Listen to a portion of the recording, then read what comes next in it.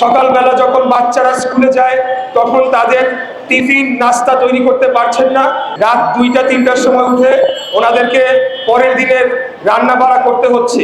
আমাদের এই বাংলাদেশকে একটা স্বাধীন, সার্বভৌম, মুক্ত বাংলাদেশ এবং একটা গণতান্ত্রিক বাংলাদেশ হিসেবে গড়ে তুলতে চাই। জাতীয় সংসদ নির্বাচনে আপনারা আমাকে একটা সুযোগ করে দিবেন। আমি আপনাদের জন্য কাজ করতে চাই। আমি আমার জীবন উৎসর্গ করেছি, রাজনীতি করব, রাজনীতির মাধ্যমে দেশ ও জাতির কল্যাণে কাজ করে যাব এবং আমাদের এই বাংলাদেশকে একটা স্বাধীন, সার্বভৌম, মুক্ত বাংলাদেশ এবং একটা গণতান্ত্রিক বাংলাদেশ হিসেবে গড়ে তুলতে চাই। এর পাশাপাশি আমাদের এই নগরীর যে বহুমুখী সমস্যা রয়েছে, বিশেষ করে এই 38 নম্বর ওয়ার্ড অনেক সমস্যায় জর্জরিত। আমাদের এখানে বর্তমানে গ্যাসের তীব্র সংকট দেখা দিয়েছে।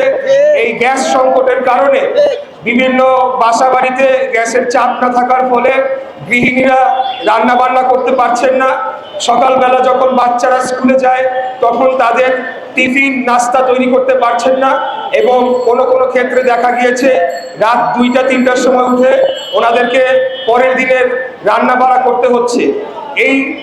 এই সমস্যাটির কারণে বহু পরিবারের দৈনন্দিন জীবনযাত্রা নির্বাহ করা অত্যন্ত কঠিন হয়ে পড়েছে।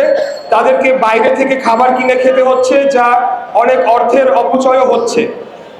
এর পাশাপাশি আপনারা দেখেছেন আমাদের এই অঞ্চলের যে রাস্তাঘাট বহুদিন যাবৎ এগুলো রক্ষণাবেক্ষণ না করার ফলে এগুলার একেবারে ভঙ্গুর দশা হয়ে পড়েছে এবং এখানে চলাচলে প্রায় অযোগ্য হয়ে পড়েছে। এখানে হাঁটাচলা করা যায় না, রিক্সা, অটো, ল্যাগুনা, বাস ঠিক মতো চলতে পারে না, গাড়ি ঘোড়া ঠিক মতো চলতে পারে না, হাঁটার কোনো পরিবেশ নেই।